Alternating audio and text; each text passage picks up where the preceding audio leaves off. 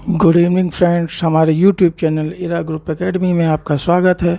Video start करने से पहले आपसे एक रिक्वेस्ट है कि कृपया हमारे यूट्यूब चैनल इरा ग्रुप एकेडमी को ज़्यादा से ज़्यादा लाइक, शेयर और सब्सक्राइब कीजिए। आइए वीडियो स्टार्ट करते हैं। आज का टॉपिक है राष्ट्रीय एवं अंतर्राष्ट्रीय घटनाएँ। देखिए, राष्ट्रीय अंतर्राष्ट्रीय घटनाएँ, ये वीडियो जो है UPSSC पैट एग्ज़ाम से पहले जारी किया जा रहा है। इनको आप ये समझ लीजिए कि ये UPSSC पैट और UPSI एग्ज़ाम के लिए बहुत ही इम्पोर्टेंट है। अगर ऐसा एग्ज़ाम अभी होता है तो बहुत ही इम्पोर्टेंट है। ये वीडियो 2 पार्ट में आएगा। ये पहला पार्ट है, दूसरा पार्ट बाद में आएगा, लेकिन ये UPSSC पैट एग्ज़ाम से पहले दोनों वीडियो जारी हो जाएंगे।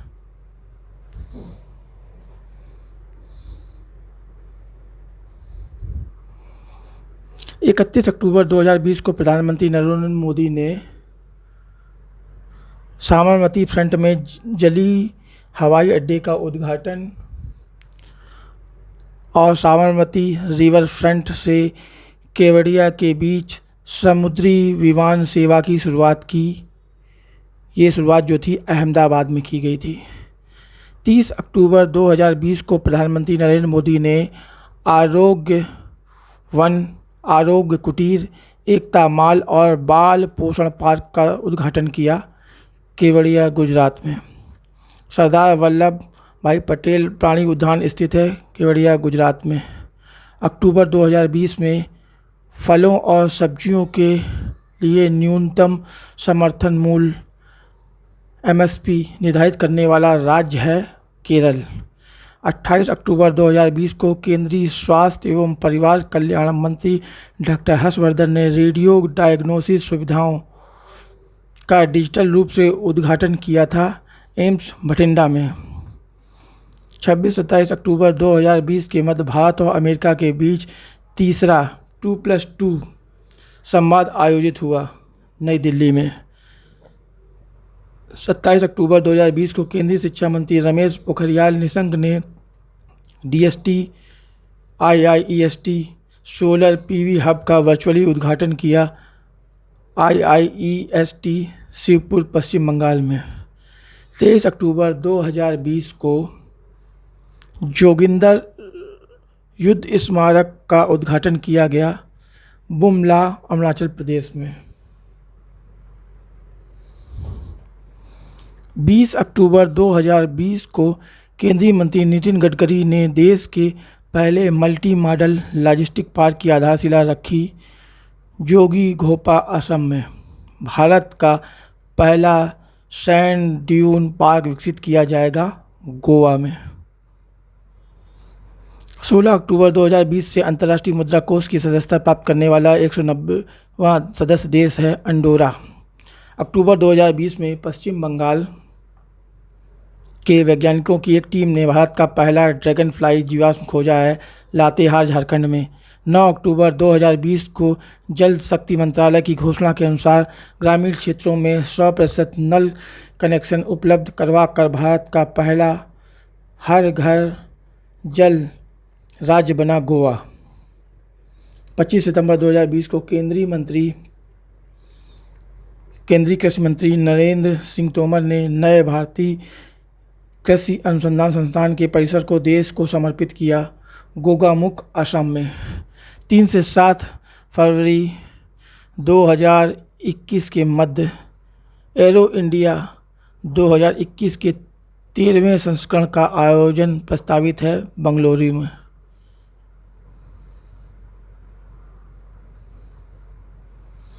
पंद्रह सितंबर 2020 को प्रधानमंत्री नरेंद्र मोदी की अध्यक्षता में केंद्रीय मंत्रिमंडल ने प्रधानमंत्री स्वास्थ्य सुरक्षा योजना के तहत नए एम्स की स्थापना को मंजूरी प्रदान की दरभंगा, बिहार में। अक्टूबर 2020 में 41वां सरला पुरस्कार प्रदान किए जाने की घोषणा की गई। किसको घोषणा की गई? प्रसिद्ध ओडिशा कवि नित्यानंद नायक को। उनकी काव्य कृति सेते बेलाकू नाथिबा के लिए सितंबर 2020 में यमीन हजारिका पुरस्कार 2020 से सम्मानित किया गया। प्रसिद्ध इतिहासकार राणा सफवी को। अक्टूबर 2020 में UNHCR द्वारा नैन्सेन शरणार्थी पुरस्कार 2020 प्रदान किया गया। कोलंबियाई कार्यकर्त्री मेरलिन वेरगारा को पेरेज को। सितंबर 2020 में UNDP द्वारा SDG विशेष मानवीय कार्रवाई पुरस्कार 2020 से सम्मानित किया गया सोनू सूद को। 14 सितंबर 2020 को केंद्र सरकार द्वारा विश्व बैंक समूह में नए कार्यकारी निदेशक नियुक्त हुए राजेश खुल्लर। 14 सितंबर 2020 को केंद्र सरकार द्वारा एशियाई विकास बैंक ADB में नए कार्यकारी निदेशक नियुक्त किए गए समीर कुमार खरे। 10 सितंबर 2020 को भारतीय विज्ञापन मानक परिषद के नए अध्यक्ष निर्वाचित हुए सुभाष कामत। 10 सितंबर 2020 को राष्ट्रपति रामनाथ कोविंद द्वारा राष्ट्रीय नाट्य विद्यालय NSD का नया अध्यक्ष नियुक्त किया गया परेश रावल को।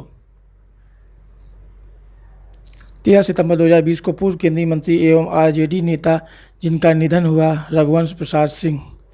6 सितंबर 2020 को केरल के एडनीर मठ के प्रमुख केशवानंद भारती का निधन हो गया। वह प्रसिद्ध थे केशवानंद भारती बनाम स्टेट ऑफ केरल के प्रसिद्ध वाद्य से। सितंबर 2020 में निजी क्षेत्र की प्रमुख बीमा company Bajaj Allianz life insurance company limited ने अपना ब्रांड एम्बेसडर बनाया बॉलीवुड अभिनेता आयुष्मान खुराना को। अगस्त 2020 में नागरिक विमानन सुरक्षा ब्यूरो की पहली महिला महानिदेशक अतिरिक्त प्रभार बनी। नागर विमानन मंत्रालय की संयुक्त सचिव उषा पाथी आदि।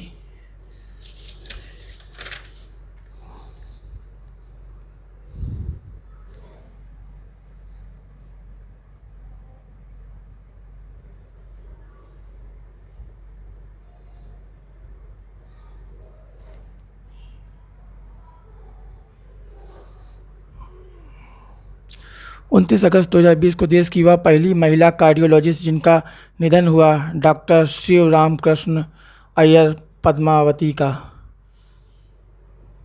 27 अगस्त 2020 को असम की प्रसिद्ध लोक गायिका जिनका निधन हुआ अर्चना महंता। 1 सितंबर 2020 को हिंदुस्तान शिपयार्ड लिमिटेड के नए अध्यक्ष एवं प्रबंध निदेशक के रूप में पदभार ग्रहण किया हेमंत खत्री ने। अगस्त 2020 में देश की प्रमुख समाचार agency press trust of India के नए अध्यक्ष चुने गए अवीक सरकार। अगस्त 2020 में SBI म्यूचुअल फंड के नए MD एवं CEO नियुक्त हुए विनय M टोन्स। 29 अक्टूबर 2020 को गुजरात के पूर्व मुख्यमंत्री जिनका निधन हुआ केशुभाई पटेल। 15 अक्टूबर 2020 को 55वें ज्ञानपीठ पुरस्कार 2019 से सम्मानित प्रसिद्ध मलयालम कवि का निधन हुआ। उनका नाम था अक्कीतम अच्युतन नंबूथरी। 16 अक्टूबर 2020 को वर्ष 2020-21 के लिए इंडियन बैंक्स एसोसिएशन के नए अध्यक्ष चुने गए यूनियन बैंक ऑफ इंडिया के CEO एवं प्रबंध निदेशक राज किरण राय। 16 अक्टूबर 2020 को प्रसिद्ध कर्नाटक संगीत गायक का निधन हुआ। उनका नाम था PS नारायण स्वामी। 15 अक्टूबर 2020 को भारत की पहली ऑस्कर विजेता और बॉलीवुड की प्रसिद्ध ड्रेस डिजाइनर जिनका निधन हुआ उनका नाम था भानु अथैया। 8 अक्टूबर 2020 को केंद्रीय मंत्री जिनका निधन हो गया उनका नाम था रामविलास पासवान। 7 अक्टूबर 2020 को नागालैंड एवं मणिपुर के पूर्व राज्यपाल तथा केंद्रीय जांच ब्यूरो के पूर्व निदेशक का निधन हुआ उनका नाम था अश्विनी कुमार। 10 सितंबर 2020 को सिटी ग्रुप द्वारा नामित पहली महिला मुख्य कार्यकारी अधिकारी हैं जेन फ्रेजर। 5 सितंबर 2020 को जिरी मेंजेल का निधन हो गया। वे थे चेक गणराज्य के ऑस्कर विजेता फिल्म निर्देशक। सितंबर 2020 में यूनिसेफ इंडिया ने बच्चों के बाल अधिकार अभियान फॉर एवरी चाइल्ड का सेलिब्रिटी एडवोकेट बनाने की घोषणा की बॉलीवुड अभिनेता आयुष्मान खुराना को। 30 अक्टूबर 2020 को तुर्की के पूर्व प्रधानमंत्री का निधन हुआ। उनका नाम था अहमेद मिसूत यिल्माज।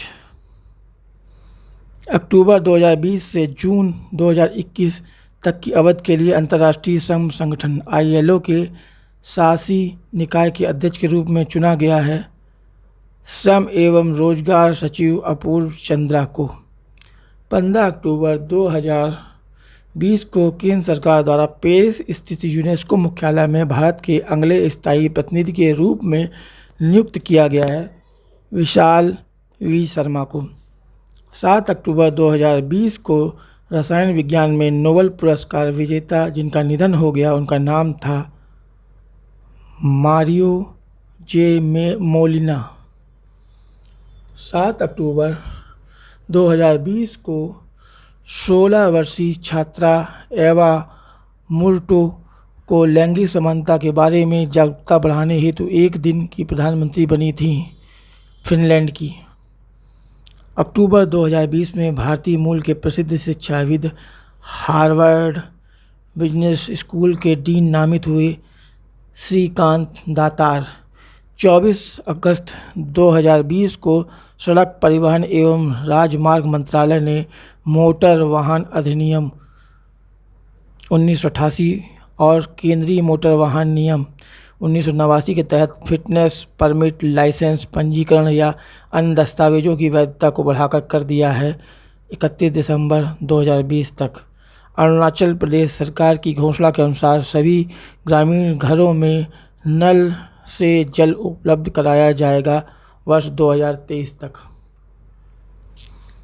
4 अगस्त 2020 को केंद्रीय सूचना और प्रसारण मंत्री प्रकाश जावड़ेकर ने पूर्वोत्तर भारत के इस राज्य के लिए एक टीवी चैनल 24 घंटे 7 दिन का उद्घाटन किया। उस राज्य का नाम है असम राज्य। इस संस्थान के वैज्ञानिकों ने मोतियाबिंद की सरल, सस्ती और बिना ऑपरेशन के इलाज की तकनीक विकसित की है। नैनो विज्ञान और प्रौद्योगिकी संस्थान पंजाब। 30 जुलाई 2020 को भारत के सहयोग से निर्मित उच्चतम न्यायालय के नए भवन का उद्घाटन किया गया है मॉरिशस में। 27 जुलाई 2020 को भारत ने बांग्लादेश को सौंपे 10 ब्रॉड गेज इंजन। 15वें भारतीय यूरोपीय संघ शिखर सम्मेलन का आयोजन किया गया 15 जुलाई 2020 को। 7 जुलाई 2020 को विश्व बैंक ने गंगा के कायाकल्प में सहयोग बढ़ाने के लिए प्रदान किया $400 मिलियन। भारतीय रेलवे ने हरित रेलवे बनाने का लक्ष्य निर्धारित किया है वर्ष 2030 तक। भारतीय रेलवे द्वारा सभी ब्रॉड गेज मार्गों के विद्युतीकरण का लक्ष्य रखा गया है दिसंबर 2023 तक। फास्टैग को अनिवार्य बनाने के लिए संशोधन किया गया है राष्ट्रीय राजमार्ग शुल्क में। राष्ट्रीय राजमार्ग शुल्क नियम 2008 में संशोधन किया गया है। इस प्लेटफॉर्म के माध्यम से टेली परामर्श सेवाएं उपलब्ध कराया जा रहा है। ई-संजीवनी ये प्लेटफॉर्म है जिसके माध्यम से टेली परामर्श स्वास्थ्य सेवाओं के लिए उपलब्ध कराया जा रहा है। संस्कृति मंत्रालय ने भारतीय पुरातत्व सर्वेक्षण के नए क्षेत्रों की घोषणा की है।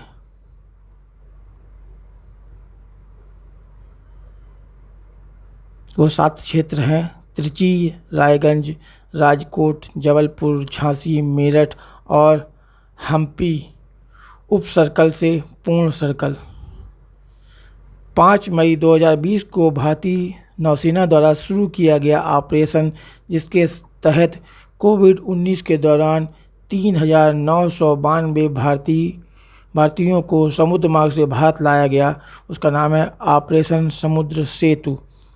वर्ष 2024 तक देश के सभी ग्रामीण घरों तक पाइपलाइन के द्वारा जल पहुंचाने के उद्देश्य से प्रधानमंत्री द्वारा घोषित किया गया है जल जीवन मिशन।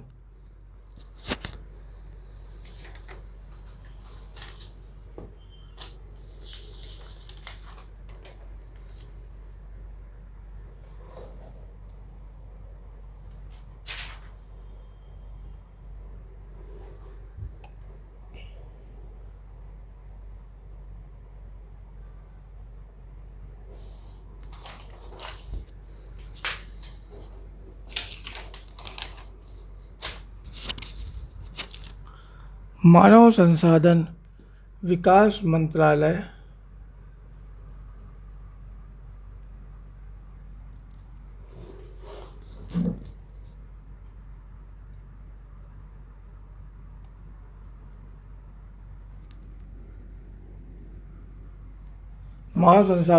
मंत्रालय द्वारा छात्रों को उच्च शिक्षा संस्थानों में प्रवेश लेने के लिए एक ही संस्थान से संबंधित सभी जानकारी उपलब्ध कराने हेतु एक योजना का शुभारंभ किया गया है। इसका नाम है दीक्षारंभ योजना।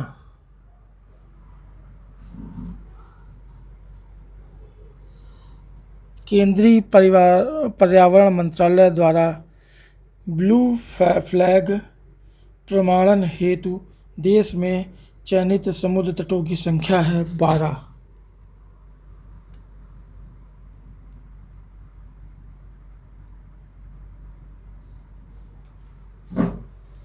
सिंधु नदी पर बने सबसे लंबे सस्पेंशन ब्रिज का उद्घाटन किया गया है। यह स्थित है लेह में। पश्चिम बंगाल सरकार की वह 2 योजनाएं जिन्हें संयुक्त राष्ट्र के तत्वावधान में WSIS अवार्ड से पुरस्कृत कर वैश्विक मान्यता प्रदान की गई है, उत्कर्ष बांग्ला और सबूज साथी योजना। भारत सरकार द्वारा इन अलगाववादी संगठन को अनलॉफुल एक्टिविटीज प्रिवेंशन एक्ट 1967 के तहत प्रतिबंधित कर दिया गया है। जम्मू कश्मीर लिबरेशन फ्रंट को प्रधानमंत्री द्वारा नई दिल्ली से वीडियो कॉन्फ्रेंसिंग के मध्य से मेट्रो योजना का शुभारंभ किया गया नागपुर में। केंद्र सरकार द्वारा एशियाई शेरों की सुरक्षा एवं संरक्षण के उद्देश्य से इस योजना की शुरुआत की गई है। एशियाई शेर संरक्षण परियोजना। IUCN की रेड लिस्ट में एशियाई शेर सूचीबद्ध हैं संकटापन्न इंडेंजर्ड प्राणी के रूप में। किफ़ायती परिवहन की दिशा में सतत वैकल्पिक ईंधन प्रदान करने के उद्देश्य से शुभारंभ किया गया है सतत पहल का। भारत निर्वाचन आयोग ने सर्वोच्च न्यायालय के निर्देशानुसार चुनाव मत पत्र से नोटा विकल्प को हटा दिया। अप्रत्यक्ष चुनावों से राज्यसभा और विधान परिषद चुनाव से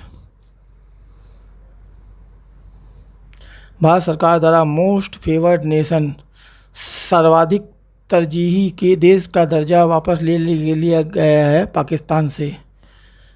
धनुषकोडी से रामेश्वरम को जोड़ने के उद्देश्य से भारत सरकार द्वारा स्वीकृत योजना है Rameswaram Dhanushkodi broad gauge railway line. केंद्र सरकार द्वारा इस योजना को उच्च बीमा कवर तथा ओवरड्राफ्ट को दोगुना करने की सुविधा के तहत ओपन एंडेड अर्थात कभी न बंद होने वाली योजना में परिवर्तित करने हेतु मंजूरी प्रदान की गई है प्रधानमंत्री जन धन योजना को। इस योजना का नाम है प्रधानमंत्री जन धन योजना। केंद्र सरकार द्वारा नागालैंड को आसान क्षेत्र घोषित किया गया है। उस एक्ट का नाम है सशस्त्र बल अधिनियम 1958 के तहत। हिमाचल प्रदेश की द्वितीय आधिकारिक भाषा बनी है संस्कृत।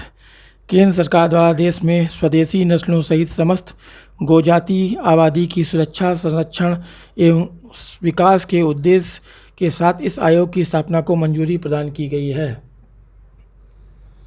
राष्ट्रीय कामधेनु आयोग।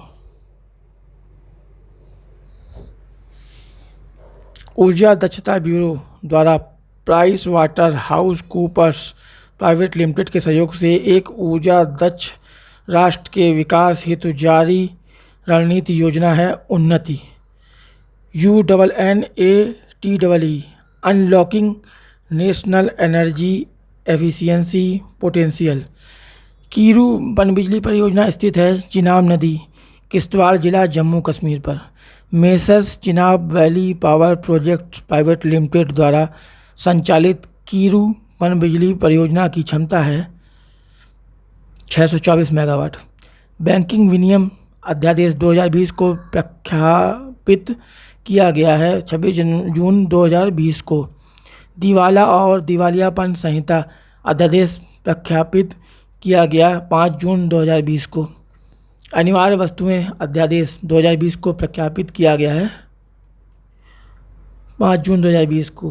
होम्योपैथी केंद्रीय परिषद अध्यादेश 2020 को प्रख्यापित किया गया है 24 अप्रैल 2020 को। केंद्रीय संस्कृत विश्वविद्यालय विधेयक 2020 को राष्ट्रपति की स्वीकृति मिली 25 मार्च 2020 को। भारतीय चिकित्सा केंद्रीय परिषद अध्यादेश 2020 को 24 अप्रैल 2020 को प्रख्यापित किया गया है।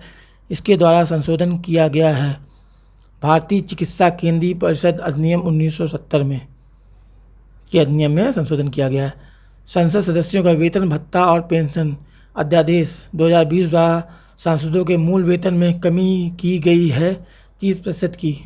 सांसदों के मूल वेतन में यह कमी 1 अप्रैल 2020 से प्रभावी रहेगी 1 वर्ष तक।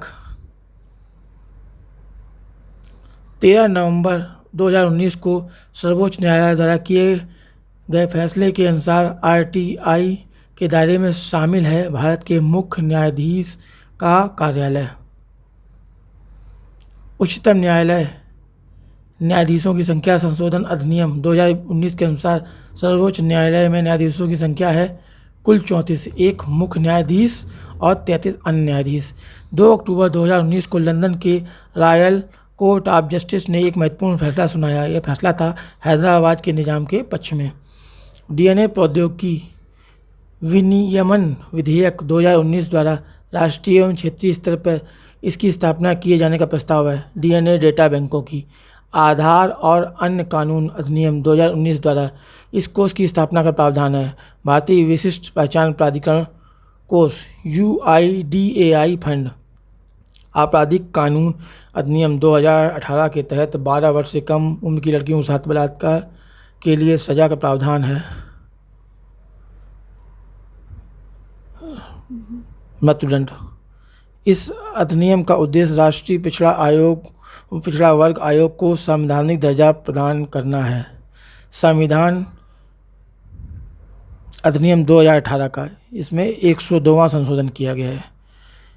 103वें संविधान संशोधन अधिनियम के तहत गरीब सवर्णों को नौकरियां व शैक्षिक संस्थानों में आरक्षण का प्रावधान है 10% का। जानकारी समाप्त हुई। आपसे पुनः अनुरोध है कि कृपया हमारे YouTube चैनल इरा ग्रुप एकेडमी को ज़्यादा से ज़्यादा लाइक, शेयर और सब्सक्राइब कीजिए। धन्यवाद। बाकी बची हुई जानकारी आप नेक्स्ट वीडियोज़ में देखिए। इनको लगातार देखिए क्योंकि इनसे सारे क्वेश्चन जो हैं आपको UPSSC PET और UPSI एग्ज़ाम में ज़रूर मिलेंगे। धन्यवाद।